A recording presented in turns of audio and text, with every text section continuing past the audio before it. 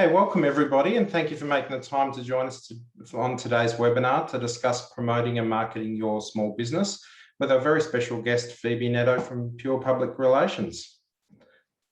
I'd also like to thank industry partners, the Lucky Charm Group and Tabcorp, who have some members of their teams with us on the webinar today, and Nicola and Joe from ALNA, who've helped get today's webinar organised. We have half an hour, so I'll kick off straight away and get into this and introduce you to our special guest, Phoebe Netto. Good morning. Welcome, Phoebe, and thanks for giving us your valuable time to have a chat today. For those of you that don't already know Phoebe from some of the articles she's written in the Channel magazine and in our newsletters, Phoebe is the Managing Director of Pure Public Relations, which she started over 11 years ago. And Phoebe and her team have been working with us for the last 4 years, and they work with many small and medium-sized businesses as well as not-for-profits like ALNA. Phoebe helped us to develop our profile as an association and to maximise our impact from the different campaigns we work on for our members. She did this very successfully with the synthetic lotteries campaign we worked on, which saw us get the majority of these products banned, and she's currently working on PR for a range of other projects that we have on, including the next National Newsagent Week in September. I've got a range of questions for Phoebe that we're going to run through in a minute, and then hopefully we'll have some time for a few more questions from everyone listening. There's a Q&A button at the bottom of your screen, so please put your questions there and we'll endeavour to answer them. And those that we don't get to today, we'll endeavour to answer for you in our future newsletters. So thanks for that. So Phoebe, to kick off, and help our listeners better understand public relations, I'm interested to first ask you about your history in public relations and how you came to working with small and medium businesses on their PR. Well, I started working in PR because a teacher told me that if I couldn't stop talking in class, I should either become a journalist or work in PR. So that's how I started. I worked in PR and marketing for both big and small agencies, but I became really frustrated with the process where there was a lot of work that happened that didn't actually lead to results. You know, big business, it's a lot of process and meetings about meetings, and we couldn't really help charities or not-for-profits or small business just because their budgets didn't allow for these agencies to help them. Or if a small business wanted a PR agency to help them, there was sort of this attitude that small business equals small results or substandard work, and that really frustrated me. So I started my business about just over 11 years ago to meet that gap, that small business, not-for-profit charity space, and also do the work that would actually just lead to results, because that's far more satisfying. And so everyone on my team that works for me, they've all got lots of years of experience, most of them 15, 20 years experience, but they're working with that idea of small businesses really are passionate about what they do and they really know their stuff. So it's really great work that they're doing. And so if we're able to help them tell their story, then we're doing good work. And so if we can focus on getting them results with PR, so helping tell their story, helping people know that they exist, but also helping people really engage with their business so they want to spend money with them, well, we're doing good work, but we're enjoying it at the same time. That's great, and that's the cool thing about small businesses. There's so many stories, so many histories behind every business. So yeah, we're all about that at ALNA. So can you tell us a bit more about the basic fundamentals of what good public relations might look like for a small business? So PR goes a step further than advertising. Advertising is sort of telling everybody about their business. It's a lot of sell, sell, sell, buy, buy, buy.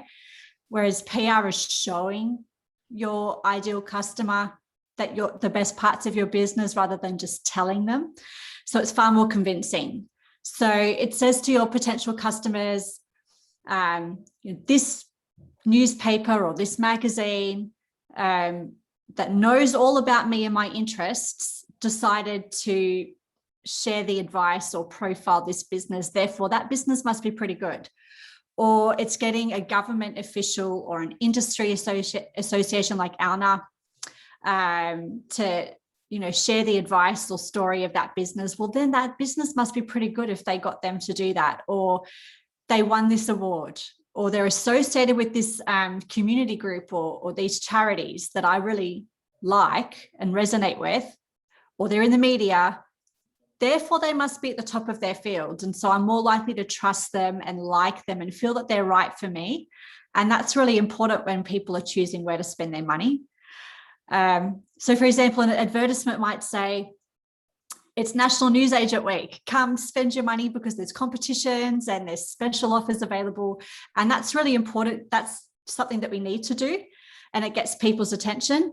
But you also need people to not just know about you, you need them to like you and feel like it's worth the effort for them to change their shopping behavior and purchasing decisions. So you want them to trust you.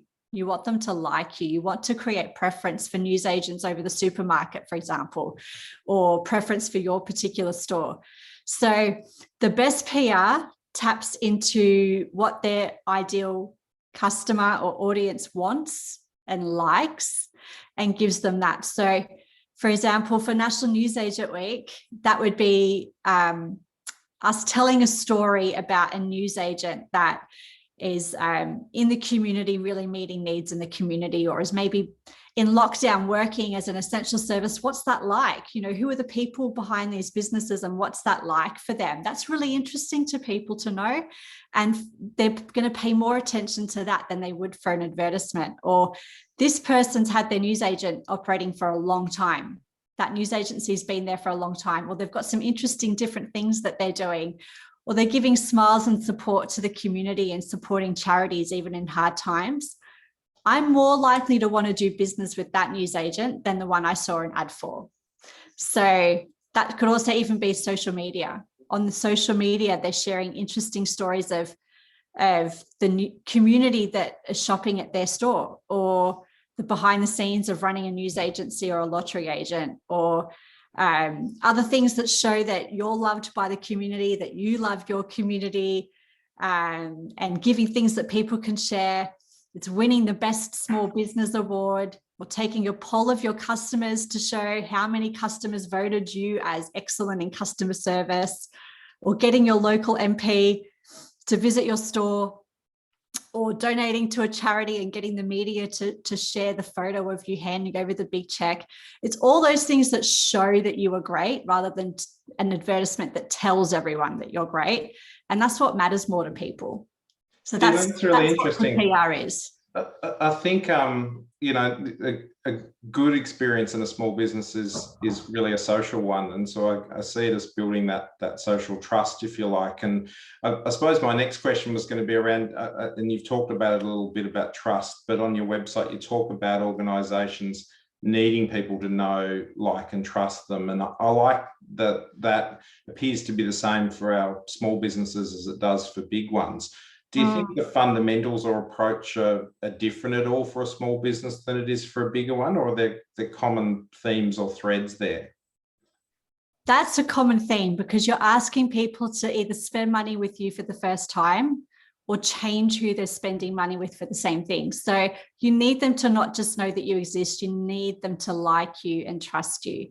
But the difference is that big business have bigger budgets, so they can broadcast that they're there with much more spend. They can have bigger reach. They can be far more prominent, and it's easier for them to operate on scale and therefore compete on price. But a small business has a whole lot of other things going for them that big businesses wish they did. Personalization, really getting to know their customer, tailoring their offering to the community that they're in, customer care and getting to know people, that human touch. That's something that businesses do that they punch above their weight in, that are small businesses. Big businesses invest money in trying to seem like a small business because they know people like that. So my advice for small businesses is to absolutely milk that benefit, that advantage, because that's what people love. Sure, they can go to a bigger business and maybe get, a bigger range or different pricing, but really they want someone that really understands and cares for them and is going to have that personalized experience. So that's where small businesses can really win and get attention over the big businesses. Great.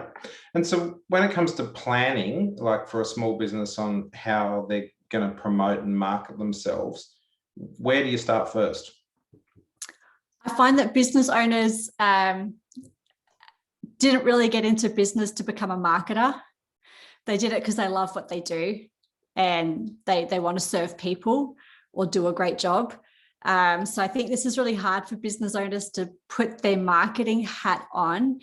But if they don't, they're just missing out on, all the business that their competition is getting. So the first thing I would say is to work out what you do really well. What are you brilliant at that your competitors might not be, or that people would really appreciate? Because if no one other than your mother knows that you're brilliant at those things, then you're not going to have as many chances to do that good work and be paid for that good work.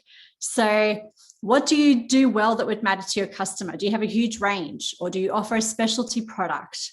Have you been in business or had the store for a really long time? Are you proud of your customer experience? Do you have speedy delivery for things that you let people order in advance? Or do you have a knack for remembering customer names? Or do you have a great connection to the community, for example? Do you offer a service that's really needed in your community, a printing service or a florist that's part of your store? Those are really important things to identify before you go out marketing, because they're the things that people really care about. Zig Ziglar said, you can have everything in life that you want if you will just help other people get what they want. So I think that is really important to making your marketing spend really stretch far if you do it that way. So think about what your customer would want and let them know that you do that thing really well. Is it convenience? Is it care? Is it the thing that they particularly want and can't get in another store? That's going to be your marketing hook. And then just think about how you can tell that story in a lot of different ways. You have to do it in multiple different channels in order to really get people across the line to convincing them to put their hand in their pocket or go to your store instead of the one that they were going to previously for those same things. So find all different channels that you can have telling that same story so that you convince people to actually come to your store and be loyal. But it has to start with that question of what do you do differently that they really appreciate. So I guess in business speak, that's like your unique selling proposition. It's that's where you've got to start, is actually just analysing what's special about your store. And it can be something that's special about other small businesses as well, but you need to put it up in lights. Yeah, because if you don't tell them, they're not going to know. You can't just wait for them to find out. And that's not you selling out or being proud or rude or pushy. If it's something that people really appreciate, well, then they need to know that so that they can choose to shop at your store. Yep. You're just helping them make the right decision. No, that's good. And I've got a few more questions that we'll sort of delve into that in a little bit more detail in a minute. Next question I had was around, a lot of people probably think about public relations as being promotion and marketing that only occurs away from your business to bring customers in, like we've just been talking about. But, and while that might be true, there are other elements, I guess, of how we communicate to our customers that are both inside and also on the outside of our business. Are these things are important to being successful as well in marketing your business? Are they an area that we should focus on as well as that external marketing and promotion? Yeah.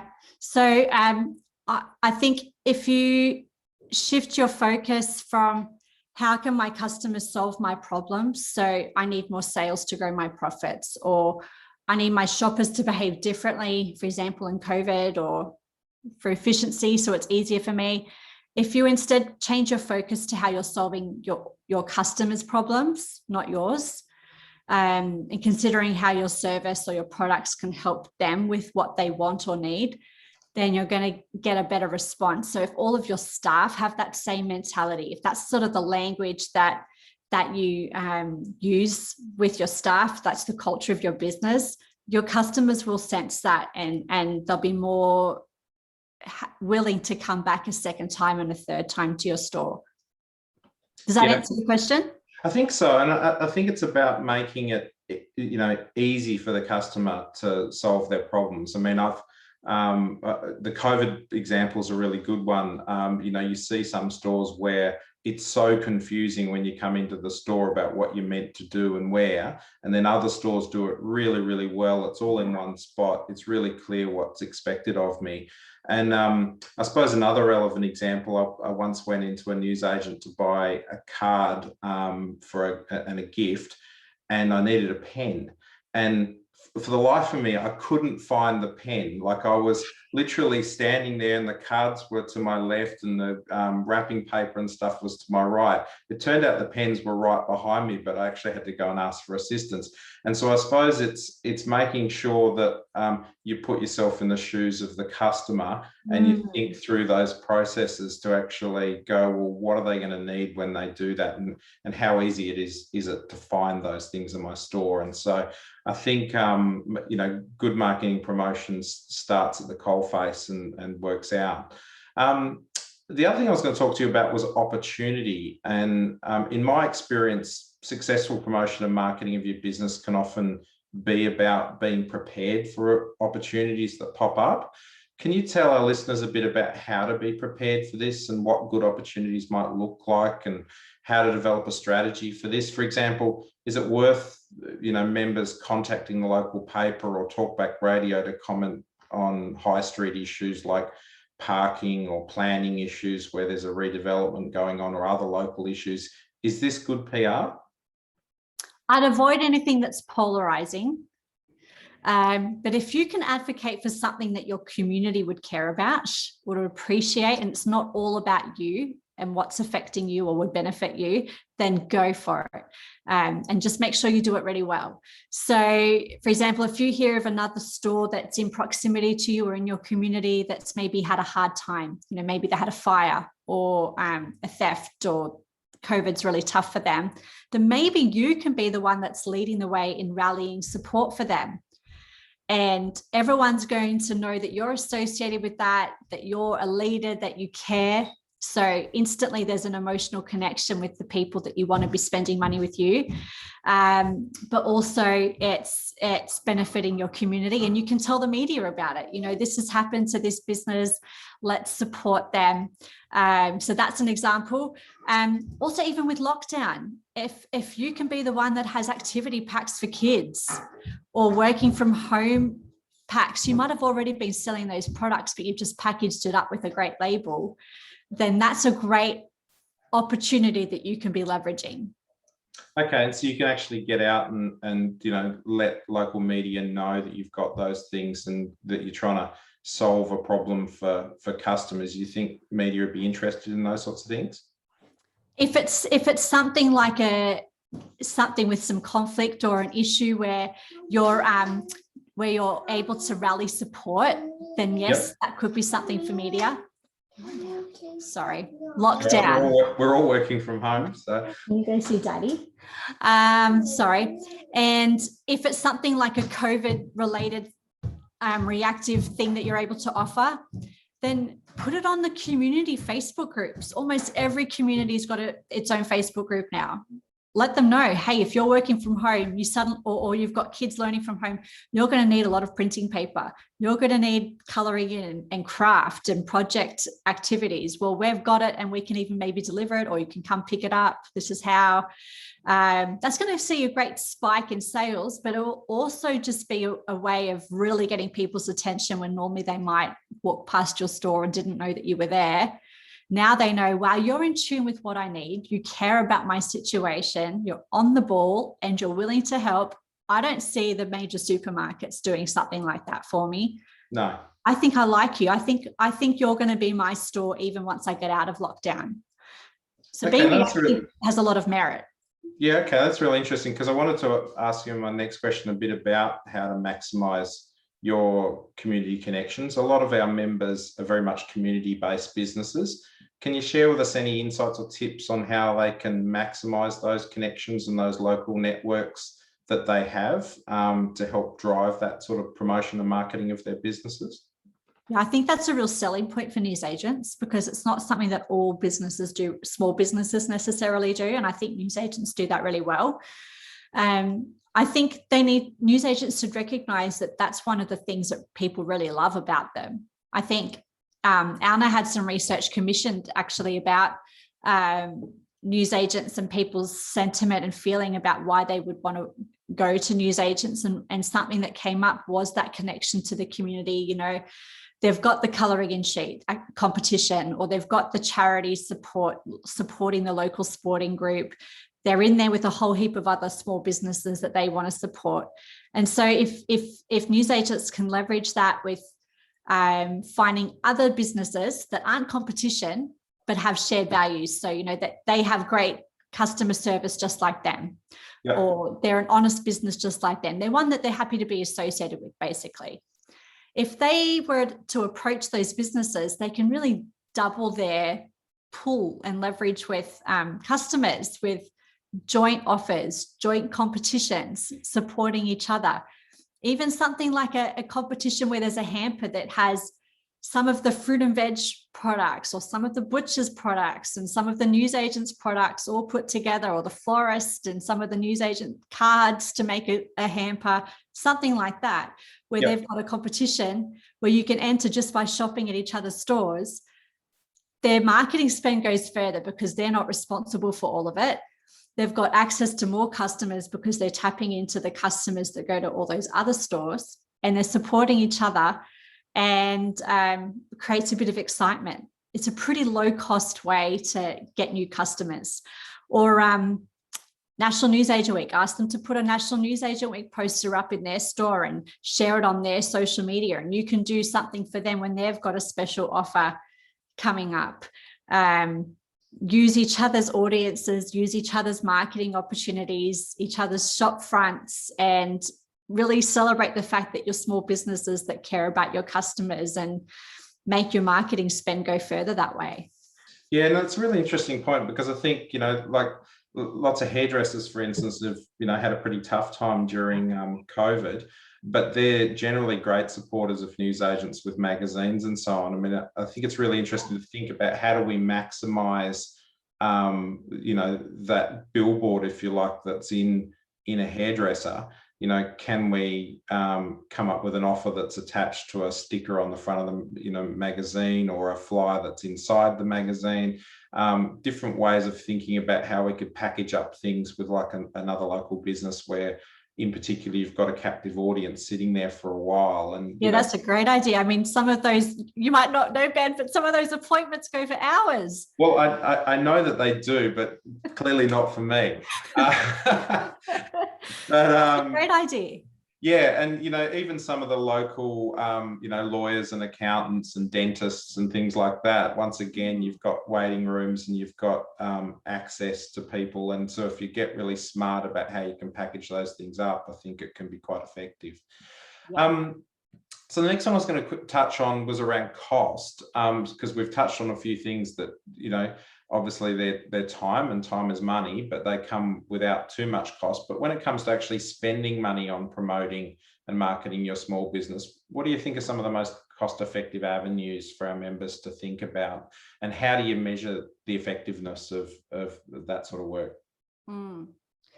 I think if you can have once a month or something that's planned out in a calendar, so even if you had like a spreadsheet and you had 6 or 12 months mapped out of special offers or promotions, something that's got some excitement behind it that you can have in store. So 1 month might be National Newsagent Week, 1 month might be Small Business Month, 1 month might be back to school, all those sort of things. If you can plan those things out, but put some spend behind it to do it really well. So you've got something exciting in store, your shop front's different, you've got maybe an experience in store that's tied to that. You know, I heard about a newsagent that had a special edition cookbook coming out that they were happy to sell, and they had somebody cooking some of the food in store. So you had the smell and the drama of that happening. That requires a little bit of spend, but pretty big impact. And so if you're able to do that on a pretty regular basis, that's really beneficial. So those sort of in-store activations, things with your shop fronts, make sure that you invest in making it fresh and attention grabbing, because that's your store is basically a big advertisement, the shop front. So make the most of that. Social media is a really big opportunity, because yes, you can have regular posts and that's free. But if you spend money, for example, Facebook on social media, paid ads, you can be really targeted so that you're only going to your particular suburb, for example, or if it's back to school, you're only going to parents.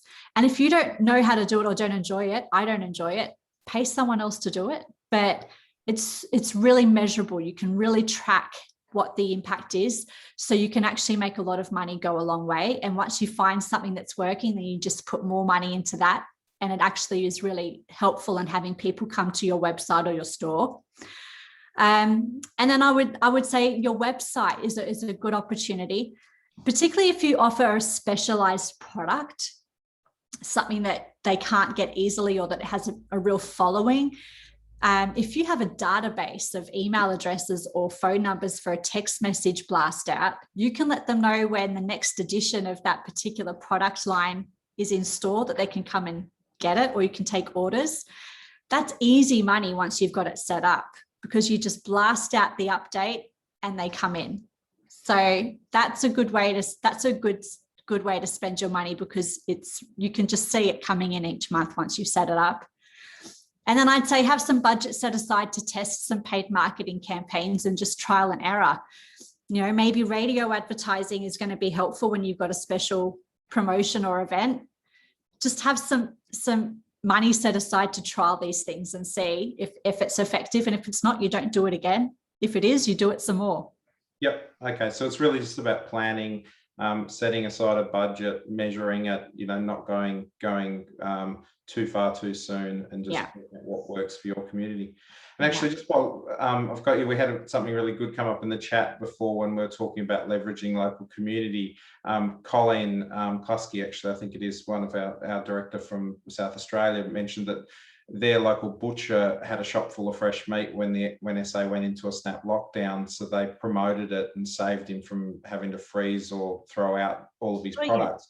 That's probably a great example where you can really blast something out there to your audience, contact local media and say, hey, all the shops along here are rallying to support a business that's having a difficult time. Yeah, that deserves a Facebook post with some money behind it, because that butcher's going to return the favor as well. Of course. And everybody knows you love your community, and so they'll love you back. No, that's exactly right. So it's these little things sometimes that probably are opportunities we don't even think about at the time. It's just part of being part of a community, but sometimes push it a little bit further. So that's been really informative. And I know we haven't got a lot of time, but I've got one question here from a member. How would you suggest engaging customers to like your social media to promote in-store specials? Sometimes you can have a competition on social media where if somebody likes it and tags a friend, then you'll pick someone at random. That gets a lot of traction. If the competition involves them, people love seeing themselves or having something that involves them, because we're all a little bit narcissistic. So if it's something that they can submit and have shared and they can feel proud of themselves, then that helps with engagement. Or the 73rd person to like this post will get something. So try and think about what is going to really interest them and make them feel special about themselves, and you're more likely to get what you want out of them then. Okay, that's fantastic. Look, thanks, Phoebe. We're bang on, I think, 1 minute over our half an hour. So it's been great to talk to you about some of these issues. And I know I've certainly learned a lot. I hope the members listening have.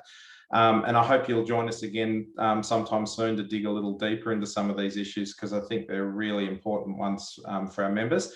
To everyone who's joined us today, thank you for your time, and please stay safe, especially those who've joined us from New South Wales right now. I know you're all in lockdown, Phoebe. It's a difficult time for a lot of members and a lot of businesses at the moment, so stay safe. We're going to be doing lots more of these webinars this year regularly throughout the year, so look out for them in our newsletters, and please join us again for the next one.